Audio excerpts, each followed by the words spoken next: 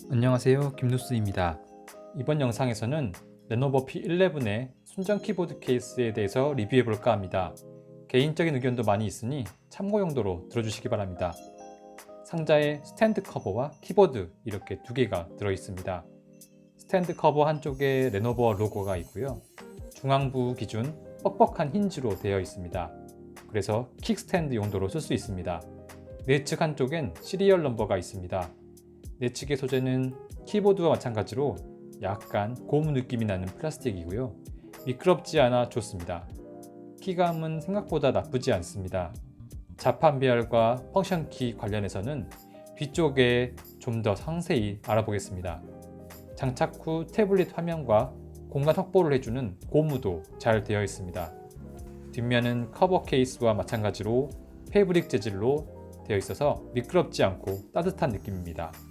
스크래치에 강할 것 같습니다. 4개 핀으로 되어 있는 포고핀과 위치 규제를 해주는 가이드가 양옆에 2개 달려 있습니다. 본체에도 마찬가지로 맞게 되어 있습니다. 포고핀 쪽에는 강한 자석이 있어서 근처에 갖다 대기만 하면 기분 좋게 달라붙습니다. 반대로 갖다 대도 붙기는 하지만 극성을 넣어놔서 중앙에 달라붙지 않게 되어 있습니다. 나름 사용자 측면에서 잘 되어 있네요. 커버 케이스도 마찬가지로 가까이 가져가면 기분 좋게 찰싹하고 달라붙습니다. 두께감이 제법 생기고요. 자석 힘이 꽤 세서 킥스탠드 부분만 잡고 들어도 떨어지지 않습니다. 이렇게 스탠드를 세워서 사용하면 됩니다. 키보드 타건감을 잠시 느껴보시기 바랍니다. 이러한 케이스 겸용 키보드는 태생적으로 스트로크가 짧기 때문에 타건감은 좋지 않지만 그래도 레노버답게 나쁘지는 않습니다. 특히 스페이스바도 모서리 쪽을 눌러도 잘 눌립니다. 타자 시 소리를 들어보시기 바랍니다. 누구나 다 아는 노트북 타건 소리와 비슷합니다. 조금 빠르게 소음 신경 쓰지 않고 타이핑을 했을 때의 소리입니다. 지금은 의도적으로 조용히 치려고 노력하고 있습니다. 그리 시끄럽지 않은 것 같습니다. 이번에는 스트로크 길이를 측정해 보았습니다. 스페이스바 한쪽 끝부분을 눌러 보았습니다. 약 1.43이 나왔습니다. 0으로 맞추고 다시 한번 측정해 보았습니다. 약 1.55가 나왔습니다. 이번에는 컨트롤 부분을 측정해 보았습니다. 약 1.56이 나왔습니다. 대략 1.5가 기준으로 보입니다. 이번에는 터치패드 부분입니다. 화면이 꺼져 있을 때 터치패드만으로 화면을 켤 수가 있습니다. 보안 잠금을 해놓지 않았다면 두 손가락 드래그를 통해 화면을 열 수도 있습니다. 터치한 것처럼 제스처도 가능합니다. 두 손가락으로 좌우로 쓸면 드래그가 되고 위로 쓸면 앱 서랍 열립니다. 스마트 내비게이션이나 상단바 같은 경우는 해당 위치로 커서를 옮기고 쓸어야 됩니다. 필기를 할 때도 두 손가락으로 쓸 수 있습니다. 마우스 왼쪽 클릭과 같은 경우니까요. 그래서 타자를 칠 때는 드래그 기능도 쓸 수 있습니다. 노트북과 거의 동일합니다. 이번에는 펑션 키를 살펴보겠습니다. 뒤로 홈, 멀티 버튼이 있고 볼륨, 창 키우기, 밝기 조절, 캡처, 잠금, 호출 버튼 등게 있습니다. 한 번씩 해보겠습니다. 인터넷 서핑을 하다가 뒤로 가기를 하고 싶으면 뒤로 버튼을 누르면 됩니다. 홈으로 가고 싶으면 홈 버튼을 누르면 되고요. 멀티키를 누르면 사용하던 앱 목록이 나옵니다. 2번 연속으로 누르면 이전 앱으로 이동하는 것도 동일하게 작동합니다. 볼륨 버튼도 잘 작동합니다. 창 키우기 버튼은 일반 모드에서는 안되고 작업 모드에서 가능합니다. 예를 들어 크롬 인터넷 창이 작았을 때 이 버튼을 누르면 전체 화면이 되고 다시 누르면 이전 크기로 바뀝니다. 하지만 스퀴드와 같은 전체 화면을 지원하지 않는 앱은 작동하지 않습니다. 밝기도 잘 조절됩니다. 캡처 버튼을 누르면 영역을 선택할 수 있게 나오고 글을 써서 공유도 할 수 있습니다. 자물쇠 버튼은 화면을 잠그는 버튼입니다. 반대로 누르면 켜지고요. 물론 터치패드나 다른 버튼을 눌러도 화면은 켜집니다. 마지막으로 구글 어시스턴트 호출 버튼이 있습니다. 헤이 구글. 안녕하세요, 누스님. 재미있는 이야기 좀 해줄래? 모든 사람을 일어서게 만드는 숫자는 5. 좋은 기능도 많이 있습니다만은 단점도 있습니다. 먼저 첫 번째, 환영 버튼이 반대로 되어 있습니다. 물리 키보드는 통상 우측에 있는데 가상 키보드처럼 좌측에 있습니다. 그리고 너무 안쪽에 있어서 엄지손가락으로 누르기도 불편합니다.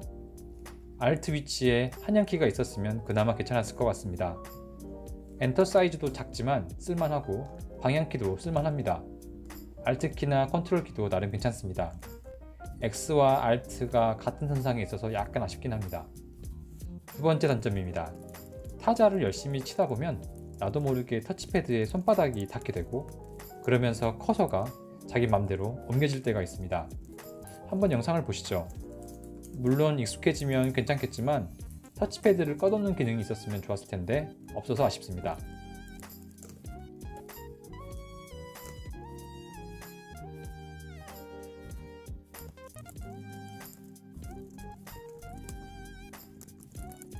화면에 보시는 10줄 정도에 되는 문단을 작성하는데 3번 정도 터치 미스가 났습니다.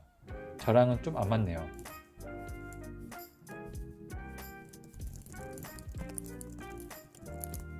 견고함은 괜찮습니다. 군데군데 힘을 줘서 누르면 키가 눌리는 감은 있지만 오작동을 하지는 않습니다. 세 번째 단점입니다. 키보드가 유독 잘 떨어지는 방향이 있습니다. 옆으로 문지르듯 힘을 주면 포고핀이 쉽게 이탈됩니다.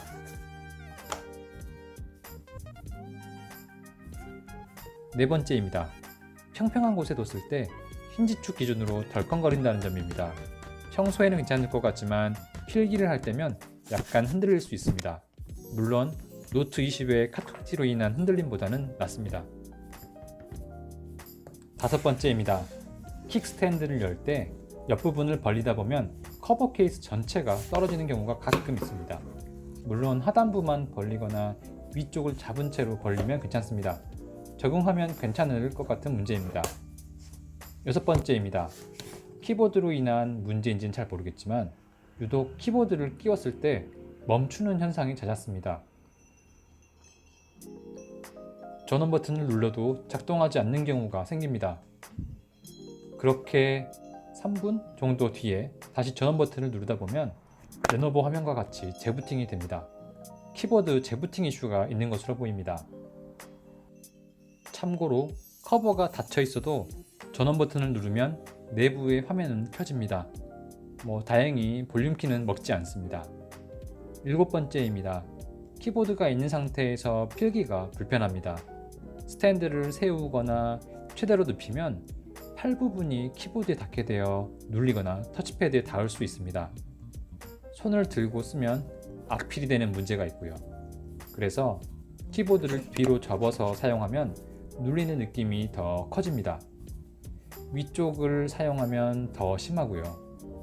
스탠드를 눕히고 사용하면 전체적인 두께감 때문에 필기할 때 손목이 약간 불편합니다. 그래서 키보드를 떼어내고 사용해야 하는데 그러면 그나마 낫습니다. 약간 덜컹거리는 감이 있습니다만 이건 대부분 스탠드 케이스가 갖고 있을 문제고요. 저의 태블릿 사용 패턴이랑 맞지 않는 게 문제인 것 같습니다.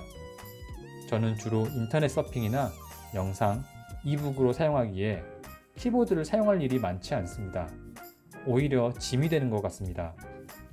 키보드 타이핑을 많이 사용하는 용도라면 적당한 무게, 정갈하고 세련된 외장으로 충분히 쓸만하지만 그게 아니라면 불편할 것 같습니다. 가끔 타이핑이 필요하다면 집에서 사용하는 블루투스 키보드를 이용하여 사용하는 것이 더 업무 효율에 좋을 것 같습니다. 정리해 보겠습니다.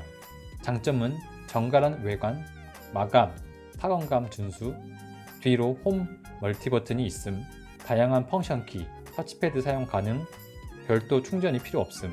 단점은 환영 버튼이 반대, 타자 시 터치패드 미스터치, 그리고 끄는 기능이 없다는 것, 잘 떨어지는 방향이 있음, 힌지축 때문에 바닥에 두면 덜컹거림, 킥스탠드 세울 때 커버가 떨어지는 경우가 있음, 먹통이 되는 경우가 있음, 키보드 있을 때 필기가 불편함, 비교적 무거운 무게. 시간을 되돌린다면 사지 않을 것 같습니다. 구매에 참고가 되셨길 바라며 이만 마치겠습니다. 감사합니다.